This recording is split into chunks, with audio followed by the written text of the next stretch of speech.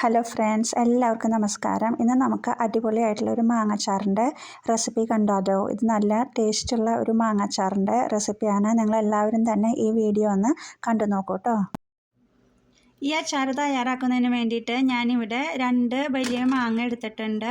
കണ്ടില്ലേ, ഈ മാങ്ങ ഇനി നമുക്ക് നന്നായി കഴുകി വൃത്തിയാക്കിയതിന് ശേഷം നല്ല തുണി കൊണ്ടൊന്ന് തുടച്ച് ഡ്രൈ ചെയ്തെടുക്കണം. അതിന് ശേഷം ഇതിൻ്റെ തൊലി ഒന്ന് നൈസായിട്ട് കളഞ്ഞാൽ മതി, കുറേ കളയേണ്ട ആവശ്യമൊന്നുമില്ല. അതിന് ശേഷം ചെറിയ പീസുകളായിട്ട് നമുക്കിതിനെ കട്ട് ചെയ്തെടുക്കാം.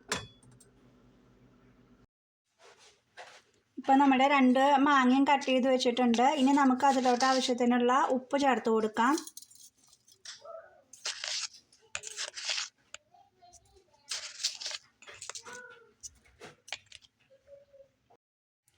ഇനി ഇത് നമുക്ക് മാങ്ങയിൽ നന്നായി ഒന്ന് തിരുമ്മി യോജിപ്പിക്കണം.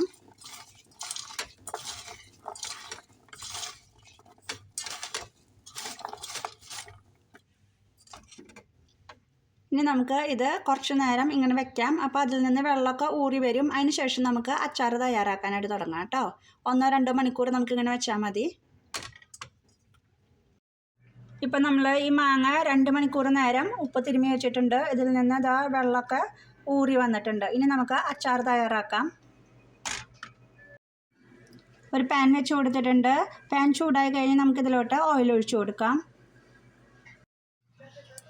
ചൂടായ പാനിലോട്ട് നമുക്ക് ഓയിൽ ഒഴിച്ചു കൊടുക്കാം.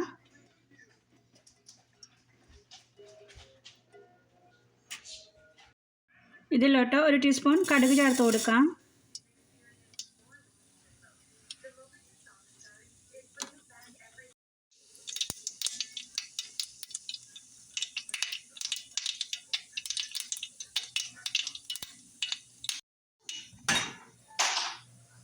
ഇതിലോട്ട് ചതച്ച് വെച്ചിരിക്കുന്ന ഇഞ്ചി, പച്ചമുളക്, വെളുത്തുള്ളി, കറിവേപ്പില ചേർത്ത് കൊടുക്കാം.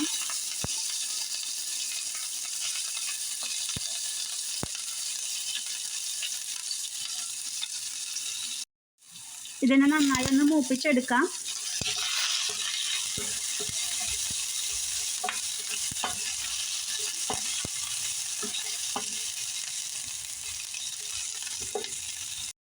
വലിയൊരു പീസ് ഇഞ്ചിയും അതുപോലെ ഒരു 5-6 വെളുത്തുള്ളിയും 3 പച്ചമുളകും കുറച്ച് കറിവേപ്പിലയാണ് ചേർത്തിരിക്കുന്നത്. അതൊന്നും നമുക്ക് മൂപ്പിച്ചെടുക്കാം. ഇതിലോട്ട് നമുക്ക് ഇനി 4 ടീസ്പൂൺ മുളക് ചേർത്ത് കൊടുക്കാം.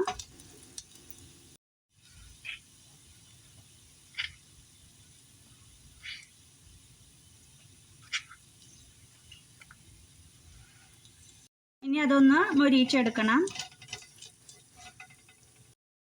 ഇപ്പം നമ്മുടെ മുളകെല്ലാം മൊരിഞ്ഞ് വന്നിട്ടുണ്ട്. ഇനി നമുക്ക് തീ ഓഫ് ചെയ്യാം. തീ ഓഫ് ചെയ്ത് ഇതിൻ്റെ ചൂട് പോയതിന് ശേഷം നമുക്കിതിലോട്ട് ഉപ്പിൽ ഇട്ട് വെച്ചിരിക്കുന്ന മാങ്ങ ചേർത്ത് കൊടുക്കാം, അല്ലെങ്കിൽ മാങ്ങ വെന്ത് പോകും. ഇപ്പം നമ്മുടെ ഗ്രേവിയുടെ ചൂടാറി വന്നിട്ടുണ്ട്. ഇതിലോട്ട് കട്ട് ചെയ്ത് വെച്ചിരിക്കുന്ന മാംഗോ ചേർത്ത് കൊടുക്കാം.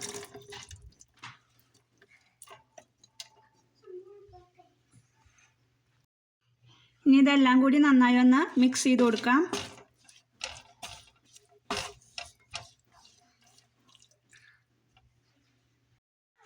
ഇനി ഇതിലോട്ട് 1/2 ടീസ്പൂൺ ഉലുവാപ്പൊടി ചേർത്ത് കൊടുക്കാം. 1 ടീസ്പൂൺ കായത്തിൻ്റെ പൊടി ചേർത്ത് കൊടുക്കാം. ഇനി ഇതെല്ലാം കൂടി നന്നായി ഒന്ന് മിക്സ് ചെയ്യാം. ഇപ്പം നമ്മുടെ ടേസ്റ്റുള്ള മാങ്ങാച്ചാർ ഇവിടെ റെഡി ആയിട്ടുണ്ട്. നിങ്ങളെല്ലാവരും തന്നെ ഇതൊന്ന് ട്രൈ ചെയ്ത് നോക്കിക്കോളൂ. അപ്പോൾ നമുക്ക് അടുത്ത നല്ലൊരു വീഡിയോ ആയിട്ട് വീണ്ടും വരാം. Okay, then bye.